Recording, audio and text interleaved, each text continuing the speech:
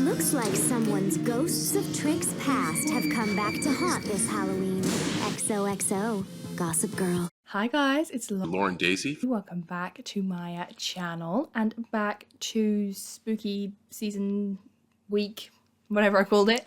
And today we are going to be ranking all of the deaths in Desperate Housewives, and there is 46 of them. Okay, this show is death filled. I think I say this every time I make a video about Desperate Housewives, but if you haven't seen it yet, you really should. It's so good.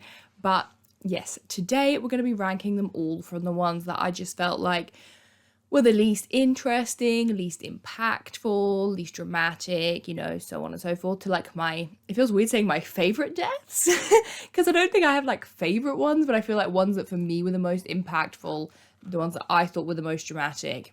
That's where we're going with this. Before we start, I'm just going to list a couple that aren't mentioned because there are a couple more, but I didn't include them. So I didn't include Edwin, Hodge. I didn't include anything that happened, not anything that happened before the show started because that's not true, but like ones that are a little bit insignificant, like Bree's mum isn't in here just because she obviously died off screen.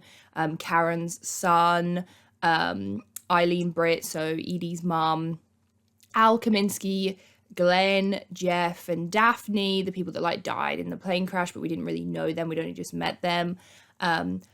Patrick, Scarvo, the child that Lynette lost, I'm not including him, and I'm also not including Teresa.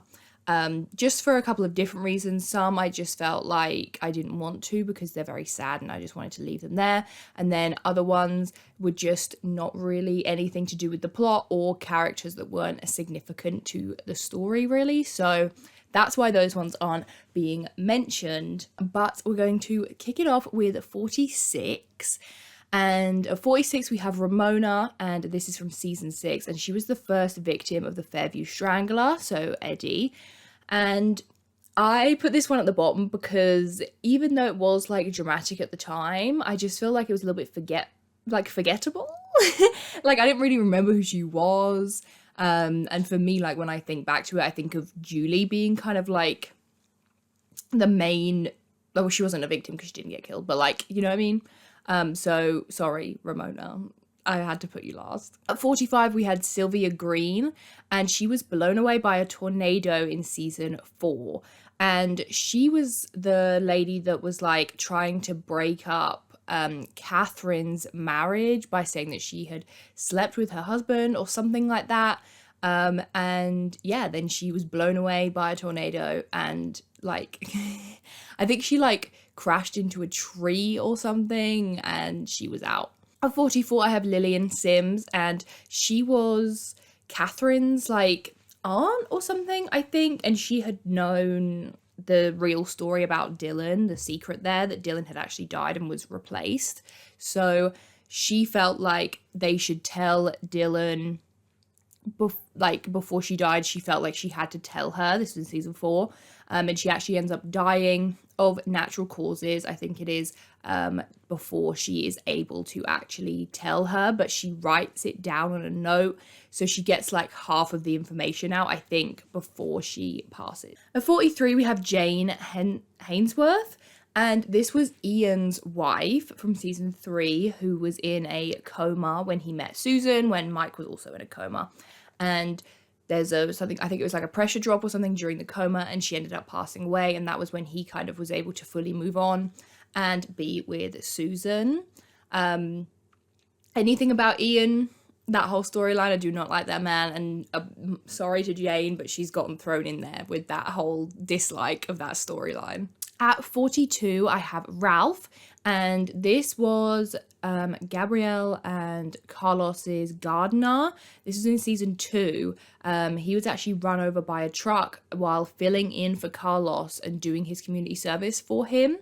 And this one was actually quite dramatic because they made you think that it was Carlos, and you had to watch Gabby think that Carlos had died, because they had obviously said he had filled in for him, but she didn't know that he would filled in for him, so she thought that Carlos was actually dead. So that was like really dramatic, and then it turned out to be Ralph, and like I feel like he almost didn't even care, which was so sad because he was the one that had sent Ralph in his place. Like, sometimes the Solistas they're such bad people. At 41, I have Rebecca Shepherd, and this is Art's sister. She dies from a cardiac arrest from, like, all the stress of the town basically coming at Art and saying that he was dodgy. Just leave it there. That her death wasn't so impactful because we didn't really know her that well, but it was really creepy because then he used her death as kind of an excuse of like, she was the only thing that was like kind of holding me back.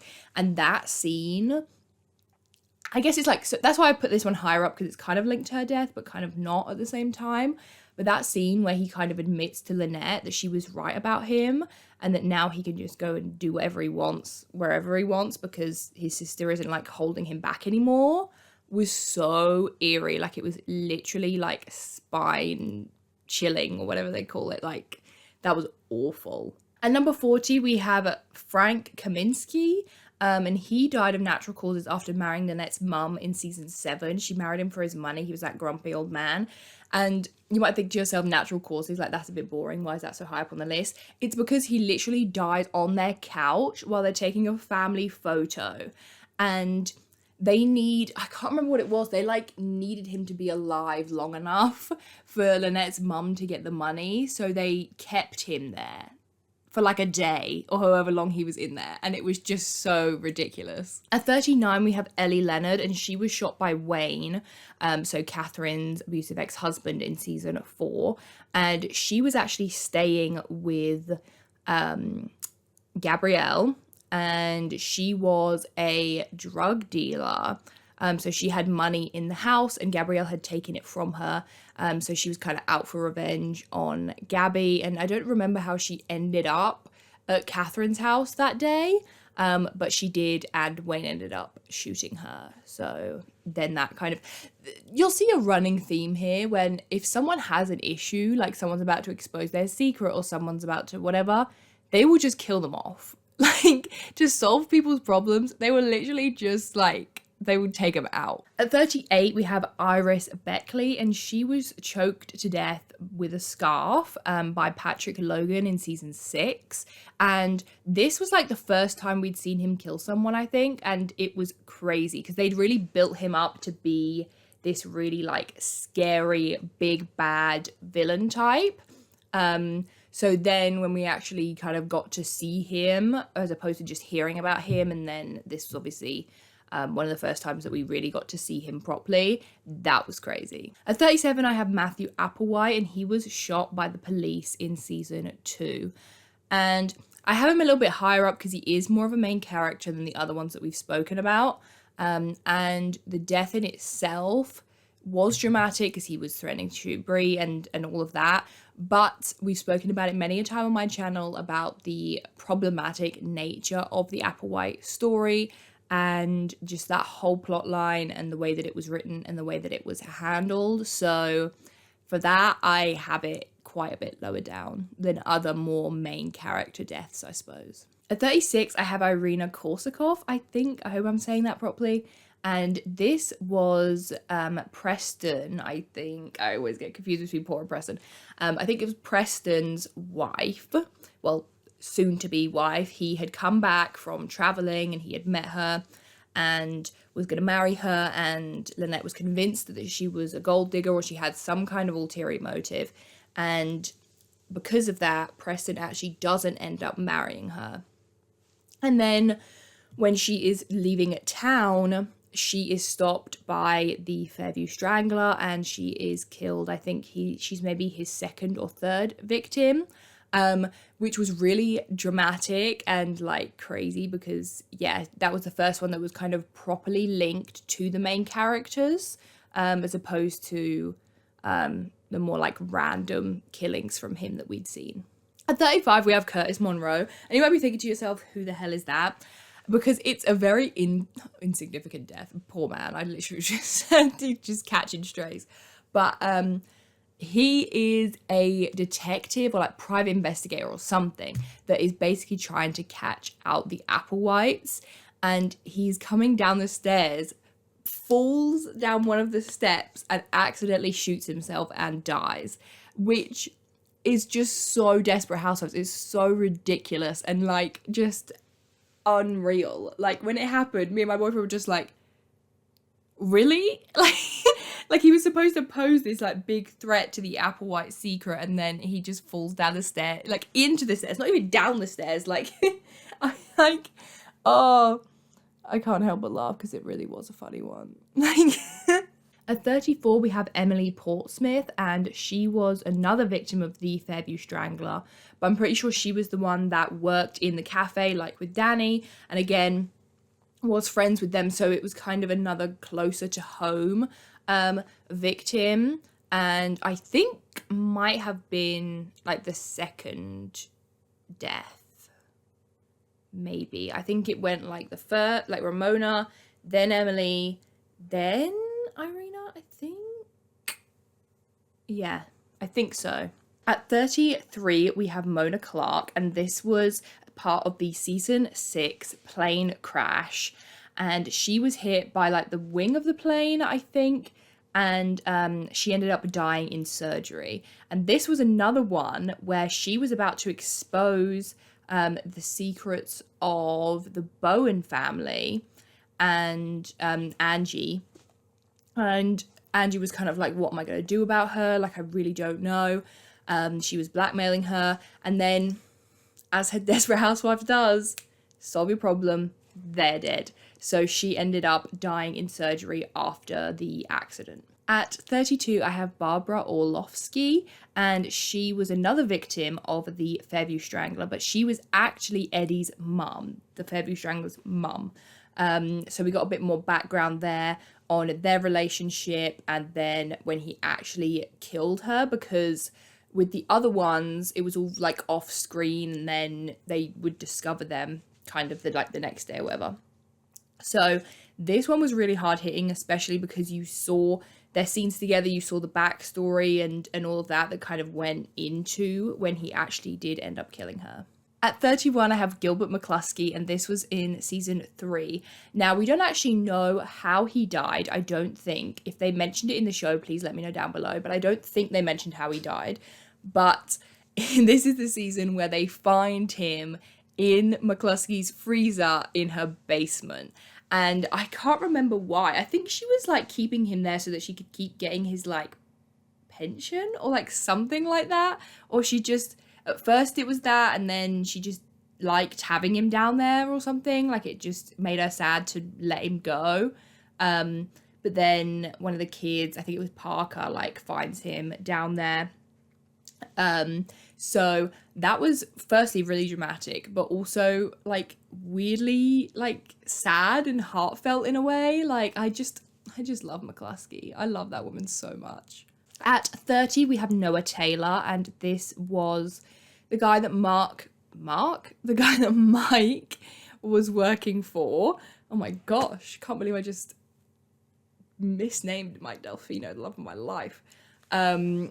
Yeah, Mike was working for, he was Deedra, I think her name was Deidre, her dad, I think he was, which then made him Zach's granddad. And to kind of prove his, toughness and that he deserved to inherit the family money, Zach turns off Noah's life support. And this is in season 2. And then Zach ends up getting all of his money and becoming rich. At 29, I have Carolyn Bigsby, and she is shot by Maya in the supermarket. And this is season 3. So this is kind of our first ever, I believe, disaster episode. And then we get one each season after this. And this is the shooting in the supermarket. And this episode, I think, is the highest rated Desperate Housewives episode of all time. And it absolutely deserves to be. This is an insane episode. I cried at this episode. It's so intense. It's so dramatic. And Caroline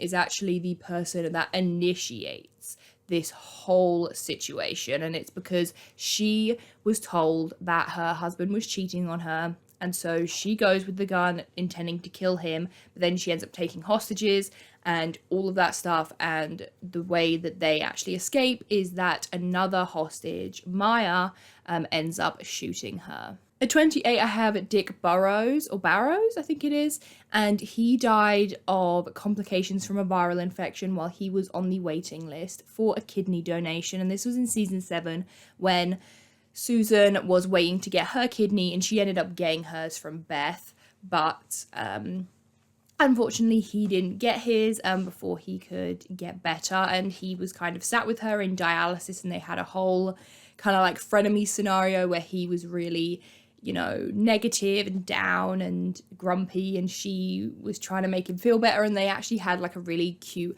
friendship there for a little while until he died. And I actually thought that was really sweet. So and it was quite like, it was really sad when he died, because yeah, I really liked their little dynamic. At 27, I have Dylan Davis, and this is Catherine's original daughter, and she died in we see her death in season 4, but it's actually a flashback, obviously, to earlier. I think she was about 4 years old, maybe 3 or 4 when she died. And I can't remember who it was, if it was Wayne or it was Catherine. I think it was Wayne, had put her doll up onto the wardrobe, and she tries to get it down, but she pulls the wardrobe down on top of herself and it crushes her. And it's so sad, and so like, I was not expecting it at all. Like, when we knew that something had happened to her, but the actual like seeing it and seeing her little like hand sticking out was just so insanely sad. I cried so much during that flashback, and then you understand why Catherine did it, and then the fact that she brought in the new Dylan, and that whole storyline was just absolutely crazy. At 26, I have Melanie Foster, and this was the ex-girlfriend of Matthew Applewhite, and so this was in season 2, and we had been led to believe throughout the season that Caleb was the brother that had killed her, right? That's why Betty keeps him locked in the basement and everything like that. And then when we actually see the flashback, we find out that it was Matthew that had killed her rather than Caleb, and he had kind of pinned it on Caleb and let his mum believe that it was Caleb that had done it. And honestly, this reveal was insane. Like, looking back, I'm like, okay, that's probably kind of a little bit predictable, like when you watch it again now. But at the time, I did not see it coming at all. So yeah, that was a pretty crazy reveal. At 25, okay, so we're breaking into the top 25 now. We have Victor Lang, and he is from season 4. And he was Gabby's husband after she had left Carlos. She went and married him, and he was the mayor. And oh my god, this has got to be the most... It's on par, okay? Spoiler for Pretty Little Lies. Sorry, skip forward like 30 seconds. This is on par with the most ridiculous death I've ever seen on TV. And I think the most ridiculous death I've ever seen on TV was the beheading of Noel Kahn. When Noel Kahn fell on the axe and his head bobbed down the stairs, yeah, I feel like this is on that level. Like, they're in contender with each other for the most ridiculous death I've ever seen on TV. Shortly followed by Bart Bass falling off of that building while dramatic Phantom of the Opera music played. So Victor was Gabby's husband, and he was kind of turning out to not be very nice, and she was kind of wanting to leave him to go back to Carlos, or I think she maybe was already sleeping with Carlos at this point, I can't remember. And it was kind of like, how is she going to get out of this marriage? Well, what have we learned?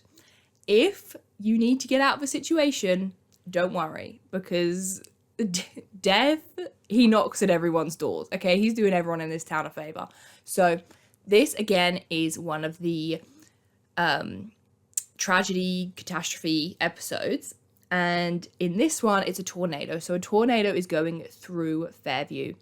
And Victor is outside when it happens, and he gets impaled in the chest by a fence post. I'm not even kidding. It's so insane. It's so insane. And to be honest, I kind of knew, like, his death is so ridiculous and like insane that I had to put it higher up, but it's not very shocking because they give it away in the beginning. As you know, obviously we have Mary Alice's voiceovers. In the beginning of this episode, they say, it's like the wives, and it says one of them is going to lose their husband today, and then it does like a flashback, right? And we knew it wasn't going to be Orson, or it wasn't going to be, I don't know if Susan was married to Mike at this point. I think she was. Or like Tom. For me, in my heart of hearts, I just knew it wasn't going to be them. And who had the expendable husband? Gabrielle. She was with Victor at the time. So it was kind of obvious that it was going to be him. But obviously I didn't know he was going to go in that way. So I was like, Jesus Christ. At 24, I have Ida Greenberg, and she actually died in the same episode where her house had been crushed by the tornado and she hadn't survived. And this was a really sad one because I feel like Ida, even though she wasn't like a big character, she was a consistent character, right, along the seasons, her and her cat. And seeing how sad Karen was over her death really, really upset me. So that's why this one's quite high up. At 23, I have Bradley Scott, and this was in season 5. And this was wild. So he was a guy that worked with Carlos. I think he was either his boss or maybe his partner or something. I can't remember, but he was a bit of a sleaze. And he was married to Maria. He was having an affair, and Gabrielle had found out about this and they weren't really sure whether to tell her or not, but she ends up finding out. I think Gabrielle makes it so that she finds out without her having to tell her or something like that. And Gabby and Carlos go over to the house and Maria stabs Bradley in the back. Like, she literally stabs him to death over this affair, and it was just mental. Like, the whole storyline was like, oh yeah, you know, it was dramatic and stuff, but for it to end with her actually killing him, I did not see coming at all. At 22, I have Wayne Davis, and like I mentioned him previously, he was Catherine's abusive ex-husband, and she ends up shooting him at the end of season 4, and I honestly was like, you go, queen, because he was a nasty piece of work. And the fact that Bree was there and the other girls were all willing to kind of band together and make sure that nothing happened to her and that she was gonna it was fine, it was in self-defense. I really liked that moment. At number 21, we have Eli Scruggs, and he died of a heart attack in season 5. And it's so crazy because he is never mentioned in the show, okay? He's in this one episode. But his death, I am never, honestly, I think this just shows, I gotta sit back for this one. I think this just shows how good the Desperate Housewives writing is, because for them to introduce one character, okay, just introduce some random character we've never met him before, never seen him before, nobody's ever spoken about him before, okay, and this is in season 5, yeah, and to make you develop an emotional connection to this character that you don't even really know was crazy. It was honestly amazing. Like, I just love it. It's so good. Like, it's, oh my God, it's just mental, because they introduce him, the first time you see him is when he actually dies and he's working on Susan's house and he's just about to retire, bless his heart. And then you get like flashbacks of every time that they had seen him, like each of the girls tell their own individual stories about him. And it's really emotional and really sweet. And by the end, I was literally crying like over this character that I had only known for 30 minutes. It was just wild. And it was so well written and so well done. And it's a really emotional episode and it's really, really good. I don't know if it's one of the highest rated, but honestly it should be if it's not. I think it might be. At 20, I feel like this is it now. We're in relax mode. I've sat back. Join me. You know, it's chill vibes. It's getting a little bit dark, but if you watched my like Halloween-y videos from last year, then you know that's how we do these videos. They're cozy, they're fun, they're just, you know, it's those are the vibes of this time of year. Same with when I started doing my Christmas videos. Keep an eye out for those. At 20, we have Samuel Heller, and this was Dave's psychiatrist from season 5. And Dave, I love. If you watched my ranking all the Desperate Housewives mysteries video, you know, big Dave fan over here. He was just insane. He was so crazy. I loved it. It was great. It was a great villain. And he actually ends up killing his psychiatrist by strangling him who is basically about to expose what he is doing and what his plan is. And it was wild. He strangles him, which was the first time we'd seen Dave actually, like, kill somebody. Like, he'd been having some shady business, and I think we knew at this point he was planning on killing Mike, but he hadn't actually had to, like, kill anyone yet, so we weren't sure if he was, like, capable of it. But no, he was. And then he takes his body, he leaves him in the bar where they're performing. Mustang Sally is one of my favorite, that's one of my favorite scenes in Desperate Housewives history. And so he basically leaves him there and sets the bar on fire in order to cover up his death. At 19, I have Monique Poulier, I think is how you say it, and she was beaten to death with a wrench. I tell you, these Desperate Housewives deaths, they are brutal. And this was so we found out about it in season 3, but I think it was a little bit before that. And Mike had gone over to do some work for her, and Gloria had ended up killing her with Mike's wrench while he had popped out to go and buy something, because Orson had been having an affair with her, and Gloria did not like that. She wanted Orson, because Gloria's Orson's mum, she wanted him to stay with Alma, his wife, and so she ended up killing Monique. And I think, like, they left her, I can't remember what happened. I think they buried her or, like, left her in a river or something, but Orson helps, like, cover it up. He helps, like, clean up the body and everything. And that is why he ends up running Mike over, because Mike obviously saw. But then he hit him with his car. So that was crazy. That was crazy stuff. That was a really, really good storyline. That was 10 out of 10. And as well, Monique actually linked back to the shooting, because the person that Carolyn found out that he was having an affair with was Monique as well. So that linked into that as well. So that was crazy. She caused some crazy times on this show. At 18, I have Lila and Paige Dash, and these were Dave's wife and daughter, and they are killed in a car accident by Susan when she crashes into them. And this is in the time jump between season 4 and season 5. And this is basically the whole reason for Dave's revenge and why he comes after, well, initially it's Mike, because Mike took the fall for it. But then he finds out that it was actually Susan that had done it. This one was really emotional, and it also just had such a huge impact on the rest of the show. Like, it impacted Mike and Susan's marriage to the point that they ended up getting divorced, and then obviously Dave coming to town, and seeing him try to deal with it was also really sad. At 17, I have Deedra Taylor, and she is Zach's actual mum, and she was killed years back, so when Zach was still a little kid, but obviously this is the big mystery of season 1, so that's when we see it for the first time. And Deidre was a drug addict, and she had the baby called Dana at the time.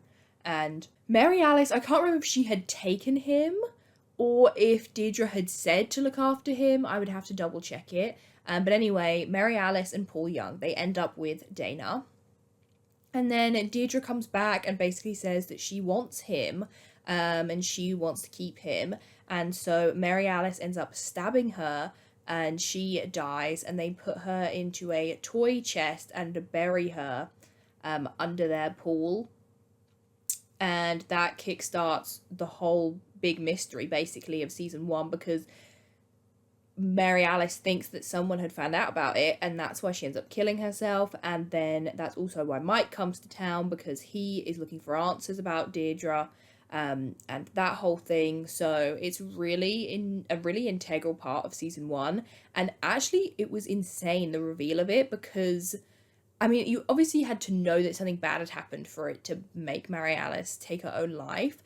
But in the scenes that they show you of her, it just so seemed like it just seems so far from anything that she would ever do. At 16, I have Patrick Logan, and he is, like I said, from season 6. He's the big bad of that season, Angie's ex-boyfriend. And he dies because he asks her to build a bomb, and he thinks that it is in the house. He thinks that it is in Angie's house, and he's going to blow it up, and it is going to kill Danny, Angie's son. And also Gabrielle is in there trying to help him. And then she runs back to the house, making, Patrick think that she's going back in to save Danny, when in reality, she had put the bomb into the detonator. So when Patrick pushes the button, the car that he is in actually explodes, and that is how he dies, and she outsmarts him. And I just thought that was insane. Like, she really did that. I loved Angie. I thought she was great. At 15, we have Felicia Tilman, this crazy bitch. I loved her. She was wild. Like, the lengths that she was going to go to make Paul Young's life hell, insane. But she ends up dying. It's annoying because I thought her character was really good. And her death, if it had been more impactful, I think I would have put it higher on this list. But her death kind of annoys me because I feel like she was such a good character. And they could have done it in so many other ways, but she just dies in a car accident when she hits a truck, like, head on. Like, she escapes, basically, because she's done all this dodgy business, and she manages to kind of get away with it. But then she dies just from crashing into this truck. And I'm like, this could have been so much better. Like, if you'd had Paul do it, or because Paul had obviously killed Martha, her sister, right? So that would have been crazy, or just something else, or for her to get away and then it to always be like, oh my God, is she going to come back kind of thing? I don't know. This one just felt a bit cheap. It felt a bit lazy. At 14, I have Alma Hodge, Orson's ex-wife, and she dies in season 3. And this is because she kind of starts to disagree with Gloria's plans. So Gloria locks her in the attic upstairs while she's planning on killing Bree. So then Alma escapes through a window and she's out on the roof. And she's trying to signal for help. And Danielle is on the phone or something and doesn't hear her. And then you just see her in the background fall off of the roof. And you think like, oh, okay, they're just like doing a little comedic bit, like she's going to get up. But no, she falls off of the roof and dies. And then she's just lying there in a bush for like the rest of the night. Like, it was wild. At 13, I have George Williams, and he died in season 2. And he was Bree's boyfriend, sort of, that had killed her husband and was basically just not refusing to leave her alone. And he thought a good way to get her attention would be to fake killing himself. So he took some pills and like obviously made it seem like he was going to kill himself. He left her a phone, like a voicemail or something. So she came up to the room, and obviously he was like, it'll be fine because she's going to see me here. She's going to realize how much she loves me and she's going to save me. But that's not what she does, because she had found out that he was the one that had killed her husband. And so she just lets him die. And that was pretty crazy. That was really intense. And then at 12, we have the husband. So we have Rex VanderCamp at number 12, and he was poisoned by George in season 1. And this death was insane. I can't even tell you. Like, the fact that then George wanted to be with Bree so bad that he poisoned and killed her husband. But then Rex thinks that it was Bree, and he dies thinking that Bree tried to kill him. And then like, it was just crazy. And there was points where I was like, they're just never going to catch George. Like, he is too good at this. He's too good at this game. At 11, I have Nora Huntington. And this is the mother of Tom's daughter, Kayla. So she was someone that Tom had hooked up with a long, long time ago before Lynette. And she'd actually had a kid, Kayla. And they come into it in season 3. And she's very annoying, and Lynette really doesn't like her. But then when they're in the supermarket together, they're almost like, because they're being brought together by this near-death experience, they kind of almost sort things out. But then Nora is shot by Carolyn, and she ends up dying, and Nora asks Lynette to look after Kayla for her. And it's actually a really emotional moment because Nora, up until that point, yes, she had been annoying and her and Lynette had been bickering, but in that moment, they finally kind of like had actually seen each other and understood each other. And yeah, that was really sad because I wasn't actually expecting anybody to die. Like I thought maybe, you know, someone would get shot, injured. But yeah, like I said, Nora was being annoying and Lynette didn't want her around. So they were just like, okay, bye. Breaking into the top 10. At number 10, I have Chuck Vance. And this is the police officer that Bree dates in season 7. And then when they had killed, well, Carlos had killed Alejandro, and then the other girls had covered it up for Gabby. Chuck was kind of getting a bit wise to that and was about to catch Bree. So then Orson hits him with his car, and because Orson he just loves that. That's his go-to. And it was crazy because Orson hadn't been in it for a while. So then the reveal that it was Orson that had done it was really, really good. So yeah, that was a pretty good one. At number 9, I have Beth Young, and this one was really sad. Basically, she was married to Paul, but it was for Felicia because she was Felicia's daughter, and it was just a whole mess. And she'd started to fall for Paul, but then both of them had kind of been really mean to her. Felicia was mean to her, saying that she just can't do anything right, and then Paul was obviously mad at her for lying to him. And so she decides that she wants to, you know, do something with her life. She wants to do something genuinely good. And she knows that Susan needs a kidney and that she is a match. And so she ends up killing herself at the hospital just after she signed the kidney donation papers so that Susan can have her kidney. At number 8, I have Martha Hoover. This bitch, Martha Hoover was, oh babes, she was the town gossip. She was nuts. But she had sent the note to Mary Alice that led her to kill herself, but she didn't even know the big secret.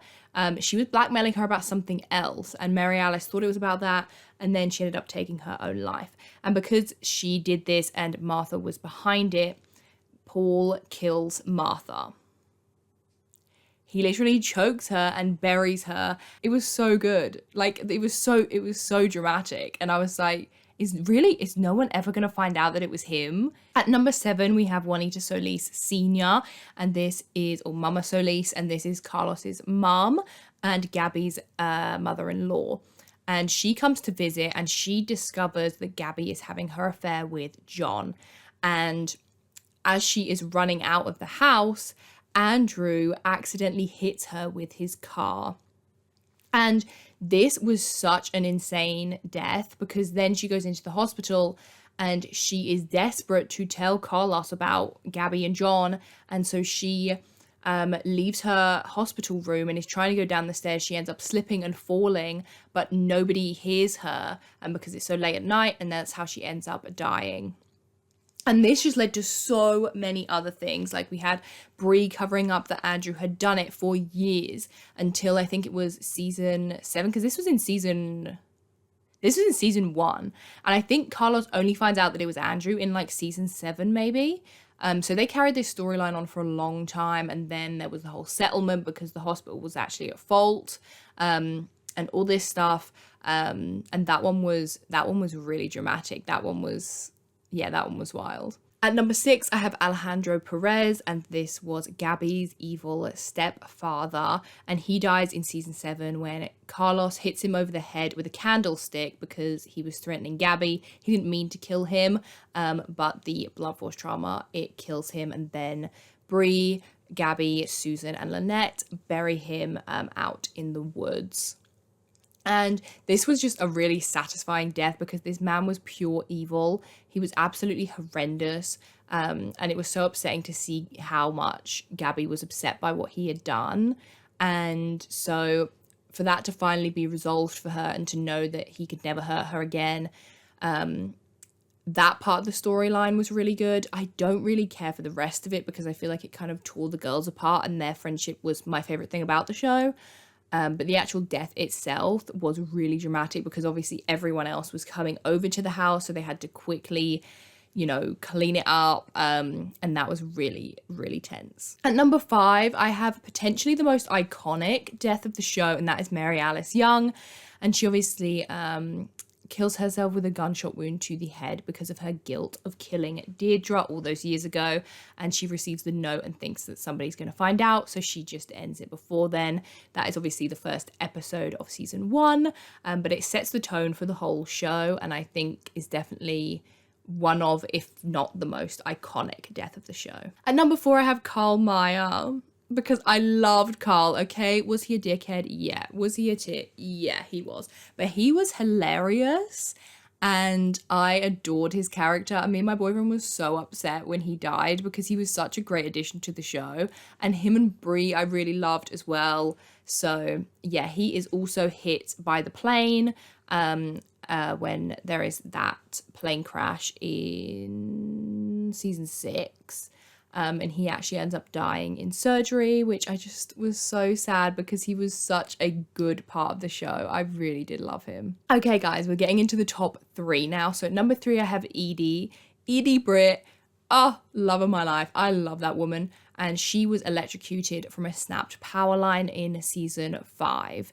And she was driving away from Dave to try to, I don't know if it was to get the police or whoever, but she was driving away and Orson had run out into the street, and then she had swerved, hit the power line, and that was how she died from electrocution. And then everyone kind of came out and was around her when she died.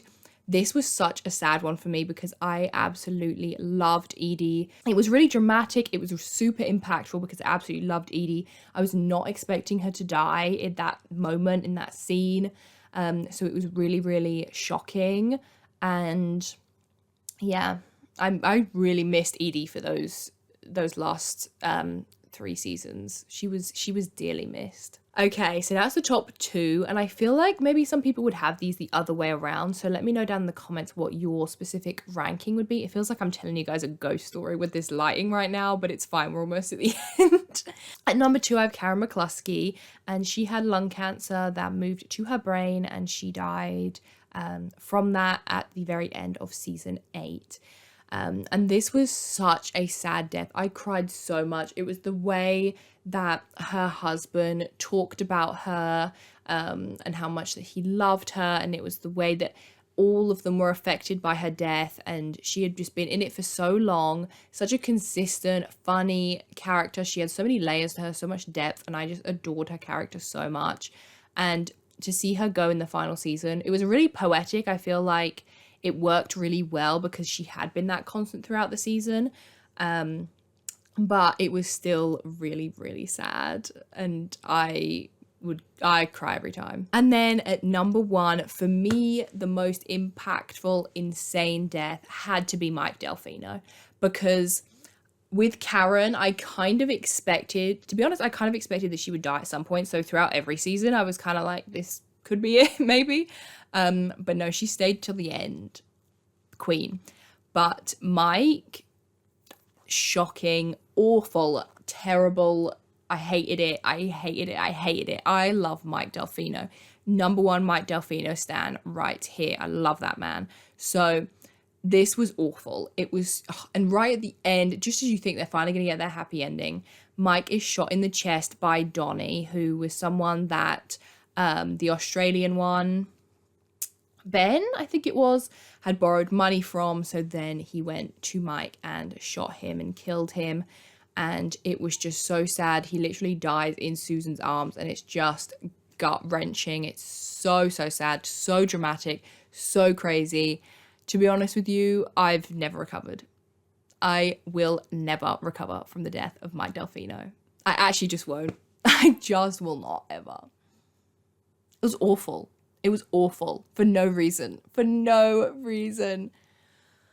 So anyway, now that you have my very spooky lighting, that is it. That is all the deaths in Desperate Housewives ranked, and from 46th all the way up to 1st. I want to know what you guys think. Did you agree with my ranking? Would you have put someone else at the top? Which deaths do you think were really intense? Which ones really affected you? So yeah, let me know down below, and I will see you guys in my next video. Make sure you like, comment, and subscribe and all that good stuff. Yeah, I will see you guys in my next video. Bye.